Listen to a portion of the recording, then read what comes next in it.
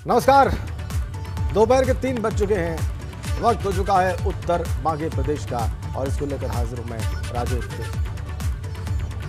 बीते एक हफ्ते में ऐसा दूसरी दफा हुआ है कि 24 घंटे के भीतर देश में 1 लाख से ज्यादा कोरोना के नए मामले सामने आए। 5 अप्रैल को यह आंकड़ा 1,03,000 के पार था और आज स्वास्थ्य विभाग के मुताबिक 24 घंटे में 1,15,000 से ज्यादा मामले आए। हालांकि महाराष्ट्र और मध्य प्रदेश जैसे राज्यों में हालात बहुत खराब हैं, लेकिन उत्तर प्रदेश और उत्तराखंड में भी कोरोना के आंकड़े लगातार हमें सावधानी बरतने, सावधान रहने, मास्क पहनने, सैनिटाइज करने के लिए अलर्ट कर रहे हैं। हालात को आप इस बात से भी समझिए कि गुजरात, दिल्ली और पंजाब जैसे राज्यों को दोबारा से नाइट कर्फ्यू को हथियार बनाना पड़ रहा है, लेकिन उत्तर मध्य प्रदेश में सवाल की क्या नाइट कर्फ्यू और लॉकडाउन की कोरोना को रोकने का एकमात्र रास्ता है? क्या थोड़ी सी सावधानी, 2 गज की दूरी और मास्क जैसे मामूली सावधानी वाली बातों का ध्यान रखकर हम इस संक्रमण से खुद को सुरक्षित नहीं रख पाएंगे? उत्तर मध्य प्रदेश में आज कोरोना के बढ़ते आंकड़ों की वजह जानने की भी कोशिश करेंगे। साथ ही हम एक्सपर्ट से यह समझने की कोशिश करेंगे कि आखिर कोरोना की इस बहुत खतरनाक दिख रही दूसरी वेव को कैसे रोका जाए। लेकिन उससे पहले ये रिपोर्ट।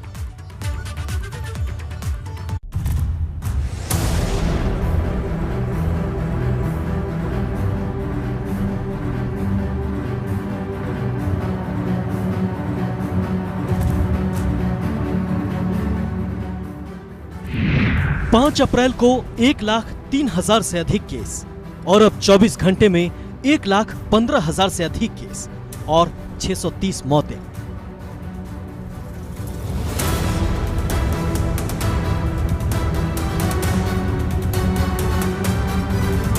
ये आंकड़े मानो फाइनल अल्टीमेटम है कि अगर हम अब भी नहीं सुधरे तो स्थिति बद से बदतर हो जाएगी। कोरोना के बढ़ते आंकड़ों की वजह से एक बार फिर देश के अलग अलग हिस्सों में लॉकडाउन की नौबत आ गई है। ये कोरोना को लेकर हमारी लापरवाही का नतीजा है कि गुजरात के 20 शहरों में बुधवार से नाइट कर्फ्यू लागू कर दिया गया है। दिल्ली में 30 अप्रैल तक रात के 10 बजे से सुबह के 5 बजे तक नाइट कर्फ्यू रहेगा। झारखंड में 8 से 30 अप्रैल तक दुकानें रात 8 बजे के बाद नहीं खुलेंगी।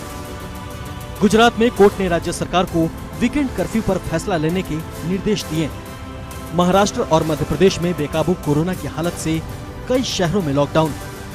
पूरे देश के साथ साथ यूपी में भी हालात बेकाबू होते जा रहे हैं। सरकार के तमाम निर्देश और जिला प्रशासन की सख्ती के बावजूद हालात नहीं संभल रहे। एक तरफ यूपी ने कोरोना वैक्सीनेशन में नया रिकॉर्ड भी बनाया है, वहीं दूसरी तरफ यूपी में कोरोना के 5,928 नए केस सामने आए। 30 लोगों की मौत हुई। बरेली में जिला अस्पताल के डॉक्टर सहित 77 लोग कोरोना संक्रमित मिले। इटावा जेल में 30 कैदियों की रिपोर्ट कोरोना पॉजिटिव आई है। लखनऊ में केजीएमयू के 39 डॉक्टर कोरोना संक्रमित पाए गए।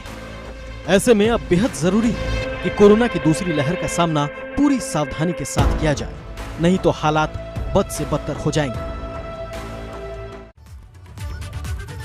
आइए समझने की कोशिश करते हैं कि ये लगातार उछाल क्यों हो रहा है। क्या सिर्फ लापरवाही लोगों की इसकी एकमात्र वजह है, या ये जो नया स्ट्रेन सामने आ रहा है, या जो नए स्ट्रेन सामने आए हैं, इसमें कुछ ऐसा है जिससे कि इन्फेक्शन बहुत तेजी से फैल रहा है। बात करने के लिए हमारे साथ है डॉक्टर तुलिका चंद्रा, एचओडी है ब्लड ट्रांसफ्यूजन मेडिसिन डिपार्टमेंट की केजीएमयू की। डॉक्टर तुलिका, बहुत स्वागत है आपका एबीपी गंगा पर। और इसके अलावा हमारे साथ है doctor Swati Maheshwari, internal medicine की एक्सपर्ट है। बहुत स्वागत आपका डॉक्टर स्वाति इस चर्चा में। डॉक्टर तुलिका, आपसे ही बात की शुरुआत करते हैं। ये 1,15,000 से ज्यादा केसेस पिछले 24 घंटे में, इतना तो हमने पहली वेव में भी नहीं देखा था। ये कुछ दिनों में दूसरी बार हो गया 1 लाख से ज्यादा मामले सामने आए। और यूपी जो जनरली यहाँ पर केसेस बहुत ज्यादा नहीं देखे गए थे, यहाँ भी लगभग 6,000 केसेस रिपोर्ट हुए हैं। और ऐसी बातें भी आ रही हैं सामने, बहुत सारे डॉक्टर्स संक्रमित हुए हैं। पता चल रहा है कि उन्होंने वैक्सीन ली हुई है, दोनों डोज लिए हुए हैं, उसके बाद भी ये सब कुछ हो रहा है। जिलाधिकारी, पुलिसकर्मी, स्वास्थ्य विभाग के लोग, आम लोग, मुझे लगता है कोई तबका अछूता नहीं है इस संक्रमण की इस वेव से। ऐसा क्यों है मैम? ये जो इस बार जो सेकेंड फेज ऑफ कोविड आई है, इसका स्ट्रेन बहुत ही ज़्यादा रैपिड ट्रांसमिशन वाला है। इसमें जो हम लोग देखने को मिल रहा है कि ऐसा नहीं है कि केवल बूढ़े लोग ही अफेक्टेड हों या केवल कोमॉर्बिडिटीज जिसके साथ हैं उनको अफेक्टेड हो। इसमें बहुत सारे यंग लोग हैं जिनकी डेथ हो रही है, बच्चे तक अफेक्टेड हो रहे हैं। जो पहले स्ट्रेन में नहीं थे, बच्चे अफेक्टेड थे और बिल्कुल ठीक निकल गए थे, लेकिन इसमें जो बच्चे अफेक्ट हो रहे हैं वो बहुत सीरियस हो रहे हैं। कई लोगों को मृत्यु भी मिल रही है और यंग लोग भी बहुत सारे मर रहे हैं। तो इसके मतलब इस स्ट्रेन में कोई म्यूटेशन हुआ है जिसकी वजह से अब ये जो नॉर्मल कोरोना जो पिछली बार जैसा है नहीं रह गया, बहुत ही भयानक स्थिति आ गई है। और सबसे बड़ी प्रॉब्लम ये है कि इसमें टाइम नहीं मिल रहा है। पहले जब आदमी बीमार था तो लंबे समय तक बीमार रह के फिर ठीक हो जा रहा था। इसमें जो बीमार हो रहे हैं, जो डिटोरिएट कर रहे हैं, बहुत जल्दी डिटोरिएट कर रहे हैं और शायद उनको बचाने का मौका भी नहीं मिल रहा है। 4-5 दिन के अंदर ही बहुत सीरियस हो रहे हैं। तो कहीं ना कहीं ये प्रॉब्लम तो आ ही गई है। साथ में जो हमारे हेल्थ केयर वर्कर्स हैं वो भी देखिए अनअवेयर, इस स्ट्रेन की ये एक्सपेक्टेशन नहीं थी, तो अनअवेयर हम लोग भी पकड़े गए हैं कि खुद संक्रमित हो रहे हैं और मरीजों के काम करने में हमारी जो क्षमता है कहीं ना कहीं कम हो रही है क्योंकि मैन पावर कम हो रही है।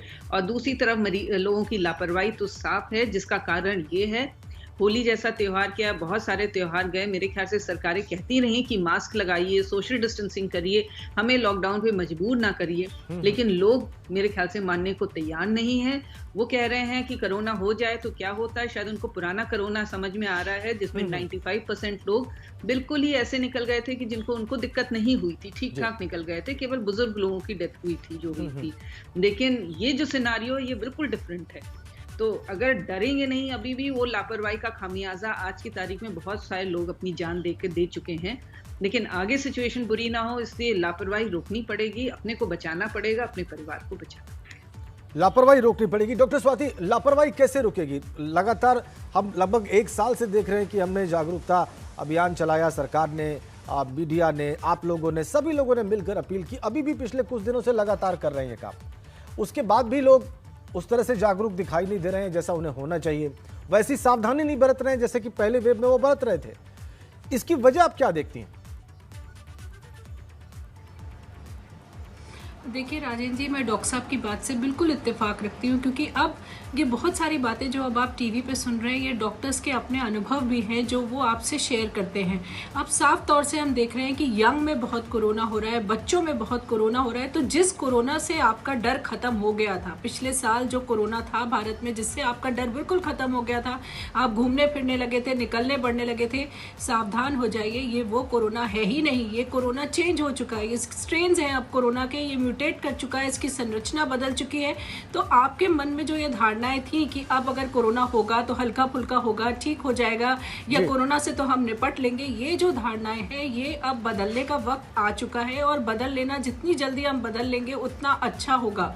जिस तरह से अब आप देख रहे हैं कि कोरोना इतनी तेजी से, और ये एक राज्य की बात नहीं है, इस वक्त आप देखिए पूरे भारत में एक आग की तरह से फैल रहा है कोरोना, और सारे राज्यों में रिकॉर्ड्स ब्रेक हो रहे हैं। और अब सबसे बड़ी परेशानी क्या है, देखिए हमारे एक्टिव केसेस 8 लाख हो गए, और जैसे जैसे हमारे एक्टिव केसेस की संख्या बढ़ेगी, ये जो संख्या है ये सबसे ज्यादा डरावनी है, क्योंकि इसका मतलब ये है कि हॉस्पिटल्स पर, हमारे डॉक्टर्स पर, नर्सेस पर लोड कितना ज्यादा पड़ रहा है, और यही हमारे जो संसाधन है उन वो चरमराने लगेंगे, उनकी दम निकलने लगे। अब आप देखिए, देख रहे हैं रेमडेसिविर की कमी शुरू हो गई है, कहीं वैक्सीन की कमी शुरू हो गई, कहीं बेड्स नहीं, ऑक्सीजन नहीं, वेंटिलेटर्स नहीं। तो ये जो स्थिति है ये और भी ज्यादा भयानक बना देती है पूरी स्थिति को। और ऐसे में जो मानसिक तनाव आपको होता है, जो आप एक हॉस्पिटल से दूसरे हॉस्पिटल भटकते हैं, जाते हैं, वो और भी ज्यादा ट्रॉमेटाइजिंग है। तो मुझे लगता है कि जो आपने शुरू में एक वर्ड इस्तेमाल किया था राजेंद्र जी, वो बहुत सही था, मामूली मास्क। कितना सही वर्ड आपने इस्तेमाल किया, मामूली। और एक मामूली सा तरीका लोगों को बताया गया है कि मास्क लगाना है, सोशल डिस्टेंसिंग करनी है, नहीं जाना है अभी आयोजनों में, आपको नहीं जाइए, शादी ब्याह में, पार्टियों में रहिए, अभी अपने घर के अंदर ही रहिए। ये एक बहुत साधारण सी बात है, लेकिन दिक्कत यही है कि जब कोई साधारण उपाय बताया जाता है तो लोग उसको नहीं समझते। उन्हें लगता है कि कोई कठिन उपाय हो तभी हम करें और तभी हम उसकी अहमियत को समझें। लेकिन आज बहुत ज़रूरी है ये समझना कि यही तरीके हैं जिनसे हम बच सकते हैं, वरना अब जैसे आपने नाइट कर्फ्यू, मिनी लॉकडाउन तक तो हम पहुँच ही चुके हैं। अगर हम और ज़्यादा मामले बढ़े और तेज़ी आई तो सरकार के पास कोई विकल्प नहीं रहेगा कि वो फुल लॉकडाउन लगाएं, और वो स्थिति हम में से कोई भी नहीं चाहता।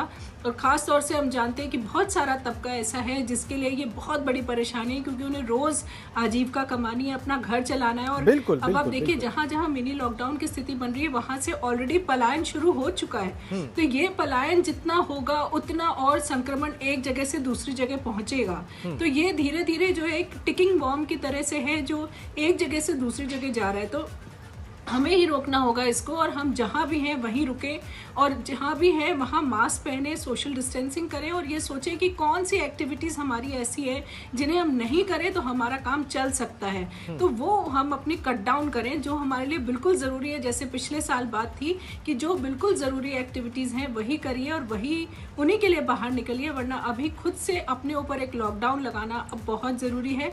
वरना जब व्यापक लॉकडाउन लगेगा तो हम समझ सकते हैं कि वो कितनी ज़्यादा दिक्कतें लेकर आएगा। बिल्कुल ठीक आपने। और वही वैक्सीनेशन के लिए बहुत अच्छी बात है कि आज उत्तर प्रदेश में जी डॉक्टर स्वाति, वैक्सीनेशन हुआ है, ये बहुत अच्छी बात है। और लोग भी जितना ज्यादा जी बिल्कुल। अब आपने वैक्सीनेशन की बात की, और वैक्सीनेशन बहुत सारे लोग डर के मारे, कई लोगों में देखा गया डर है, वो आगे नहीं आ रहे हैं, वैक्सीनेट नहीं करवा रहे हैं खुद को, जबकि डॉक्टर तुलिका वो आते हैं उस क्राइटेरिया में, उस कसौटी में फिट बैठते हैं जिनको मुफ्त में वैक्सीन लग रही है। अब इसके पीछे एक तरफ कुछ लोग ये भी दे रहे हैं कि कई लोगों को तो वैक्सीन लगी फिर भी उनको कोरोना हो गया, क्या फायदा है इसका। इस पर आप रोशनी डालिए, लोगों के मन से ये बात निकले कैसे, और वो ये बात कैसे समझें कि वैक्सीन लगवाना उनके लिए नितांत आवश्यक है, और वर्तमान परिस्थितियों में तो इससे ज्यादा जरूरी कुछ भी नहीं है।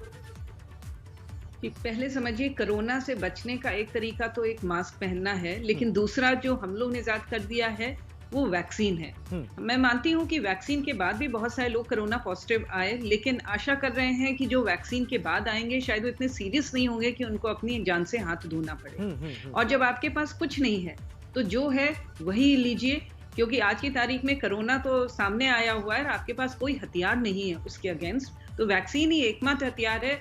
अगर आपके मन में कोई भी संशय हो कि बिल्कुल कारगर नहीं है, उसके बाद भी हमें कोरोना हो सकता है, तो जरूर हो सकता है, लेकिन शायद उसकी जो गंभीरता है वो कम होगी, आपकी जान बच जाएगी। तो और आपके लिए फ्री में उपलब्ध है, हर जगह सरकार ने उपलब्ध करा रखा है। सर अस्पतालों में कोई भीड़ नहीं, आप जाए भी वैक्सीन सेंटर्स में जाइए तो देखिए कि वहाँ पे कोई भीड़ नहीं है। आप अपना आधार कार्ड लेके जाइए, आप वो रजिस्टर करते हैं और तुरंत एक चीटी सी काटती है वैक्सीन लगाने में, इंजेक्शन लगाने में क्या होता है, और उसके बाद बहुत कम साइड इफेक्ट्स आ रहे हैं, किसी से कोई गंभीर साइड इफेक्ट नहीं आया है। तो आप जाइए वैक्सीन लगाइए, जिसको मौका मिल रहा है छोड़िए मत, क्योंकि जिसने ये मौका छोड़ दिया तो शायद फिर कोरोना आपको दूसरी बार वैक्सीन लगाने का मौका देगा कि नहीं ये नहीं पता, अगर आप पॉजिटिव हो गए। तो अपना जो चांस है वो मत छोड़िए, जो चांस है वैक्सीन लगाने का जरूर ले लीजिए। ठीक है। इसके अलावा और क्या तरीके हो सकते हैं, इस पर भी हम बात करेंगे डॉक्टर स्वाति से कि वैक्सीन लगाने और मास्क का या सावधानियां बरतने के अलावा भी क्या कोई प्रशासनिक तरीका हो सकता है, क्या कोई और ऐसी मेथोडोलॉजी हो सकती है जो इस नई परिस्थिति में अपनाई जाए और इस संक्रमण को आगे बढ़ने से रोका जाए। इस पर बात करते हैं छोटे से ब्रेक के बाद। उत्तर मध्य प्रदेश में आज हम बात कर रहे हैं कोरोना के बढ़ते मामलों पर, बढ़ते खतरे पर, लोगों की लापरवाही पर और आगे के तरीके पर कि कैसे इससे निपटा जाए। डॉक्टर स्वाति माहेश्वरी हमारे साथ हैं, डॉक्टर तुलिका हमारे साथ हैं। डॉक्टर स्वाति, आज बात हो रही थी कोरोना के बढ़ते केसेस पर और कुछ रिपोर्ट्स आ रही थी, उसमें हमारे कुछ सहयोगियों का कहना था कि कोरोना संक्रमण कभी खत्म हुआ ही नहीं, टेस्ट होने कम हो गए थे, और जब टेस्ट दोबारा होने शुरू हुए हैं, जब वापस हम टेस्ट कर रहे हैं और व्यापक टेस्टिंग कर रहे हैं, तो पता चल रहा है कि दरअसल संक्रमण तो फैला हुआ है, और ये इसलिए सामने आ रहा है क्योंकि टेस्टिंग हो रही है। इस बात में आप कितना दम देखती हैं? देखिए, मैं ये बात बिल्कुल ठीक नहीं समझती हूँ, क्योंकि एज अ डॉक्टर हम लोग के पास मरीज़ आते रहते हैं, कॉल्स आती रहती हैं, हम सबकी टेस्टिंग कराते हैं, हमें उसकी रिपोर्ट्स का पता चलता है। तो पिछले जनवरी फरवरी की अगर बात करें तो ज़रूर मामले कम हुए थे और इतना ज़्यादा कोरोना नहीं फैल रहा था, लेकिन अब जो उछाल है वो भी बिल्कुल साफ स्पष्ट दिखाई दे रहा है। अब हम आंखें मूंद कर नहीं बैठ सकते। ज़रूर टेस्ट कम हुए थे, लेकिन पॉजिटिविटी रेट भी बहुत ज़्यादा नहीं था। अब लेकिन जो ये स्ट्रेन्स हैं ये इतनी ज़्यादा फैल चुकी हैं कि अब हम पॉजिटिविटी रेट बहुत ज़्यादा देख रहे हैं, पूरा पूरा परिवार, पूरा कुंबा पॉजिटिव आ रहा है। ये बहुत ज़्यादा चिंता का विषय है। और ख़ास तौर से देखिए, जैसे अभी हम वैक्सीन की बात कर रहे थे कि आज KGMU में जिन लोगों को डबल डोज भी लग चुकी है उनमें भी पॉजिटिव आया है। तो इस बात को समझना बहुत ज़्यादा ज़रूरी इस सेंस में भी है कि अक्सर ये होता है कि जो डॉक्टर्स हैं वो एक हाई वायरल लोड में रहते हैं, उनका जो वातावरण होता है वहाँ सारे संक्रमित लोग होते हैं और ऐसे में उनका सुरक्षा कवच भिगने की संभावनाएं ज़्यादा होती हैं। लेकिन ये नहीं समझे लोग कि हम अगर वैक्सीन की 2 डोजेज लगा लेंगे तो उसके बाद भी हमें कोरोना हो सकता है। संभावनाएं बहुत कम हो जाती हैं और बीमारी की तीव्रता भी बहुत कम हो जाती है। इसलिए हमने जैसे फर्स्ट वेव में आपने देखा था कि सरकार ने घर घर जाकर के कॉन्टैक्ट ट्रेसिंग करी थी। मुझे लगता है वो वक्त है जब हमें खास तौर से जो हमारे हॉटस्पॉट्स हैं, जहां हमारी माइक्रो कंटेनमेंट जोन्स हैं, वहां हमें घर घर जाकर अब वैक्सीन भी देनी बहुत ज़रूरी है। अगर हम घर घर जाकर वहां वैक्सीन देंगे तो मुझे लगता है कि उससे बहुत फ़र्क पड़ेगा, क्योंकि लोगों में भी एक कॉन्फिडेंस आएगा और लोगों की आवाजाही कम होगी, क्योंकि अब वैक्सीन के लिए भी आपको बाहर निकलना पड़ता है, जाके सेंटर पे लाइन लगानी पड़ती है। तो ये सब चीज़ें भी कम हो जाएंगी। और वहीं कुछ ऑर्गेनाइजेशंस या इंस्टीट्यूशंस ऐसे हैं जो कि अब अपने घर से लोगों को काम करवा सकते हैं, अपने एम्प्लॉयज़ को, तो उनको भी अब बहुत एक्टिवली ये बात सोचनी चाहिए कि हमारे कौन से ऐसे एम्प्लॉयज़ हैं जिनको कि हम घर से काम करा सकते हैं, हमारे काम पर असर नहीं पड़ेगा। तो जल्द से जल्द इस चीज़ के ऊपर भी एक्शन लें और इस तरह से डिसाइड करें ताकि हमारी मेट्रो, बसेस, हमारे ऑफिसेज, फैक्ट्रीज, इन सब में जो लोगों का जो इतना ज़्यादा हुजूम निकलता है वो कम होना शुरू हो जाए। क्योंकि अगर वो कम होगा तो उससे ऑटोमेटिकली चेन ऑफ ट्रांसमिशन टूटेगी और संक्रमण कम फैलेगा। तो केवल वेट ना करें कि सरकार ही लॉकडाउन लगाएगी और तभी हम इस तरह के डिसीजंस लेंगे। आई थिंक इंडिपेंडेंटली भी डिसीजंस अब ऑर्गेनाइजेशंस को सबको लेने चाहिए। डॉक्टर तुलिका, अभी डॉक्टर स्वाति ने कुछ बातों पर रोशनी डाली।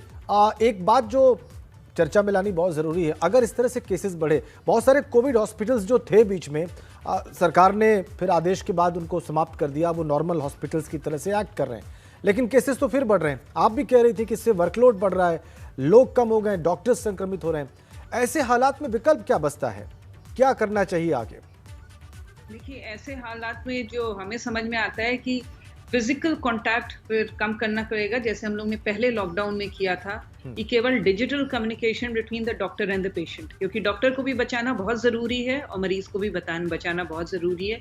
घर से ही जितना भी कंसल्टेशन आप टेली कम्युनिकेशन के ज़रिए ले लें वो ज़्यादा सेफ है, मरीज़ के लिए भी और डॉक्टर के लिए भी। और बहुत सारी चीज़ें जो छोटी छोटी बातों के लिए अस्पताल मत जाइए, जो पहले कहा जा रहा था पिछले लॉकडाउन में, मेरे ख्याल से आज फिर भी कहना पड़ेगा कि छोटी छोटी बीमारियों के लिए मत जाइए अस्पताल। अगर बहुत गंभीर बीमारी है तभी जाइए, क्योंकि साथ में आप अपने साथ अपना संक्रमण भी ले जा रहे हैं, किसी को दे भी रहे हैं, किसी को ले भी रहे हैं। तो कहीं ना कहीं ये सिस्टम फिर से रीऑर्गेनाइज करना पड़ेगा। अभी तक सारी ओपीडी फिर से खुल गई थी, सारा इलेक्टिव सर्जरी चलने लगी थी, नॉर्मल तरीके से सब मरीज चलने लगे थे।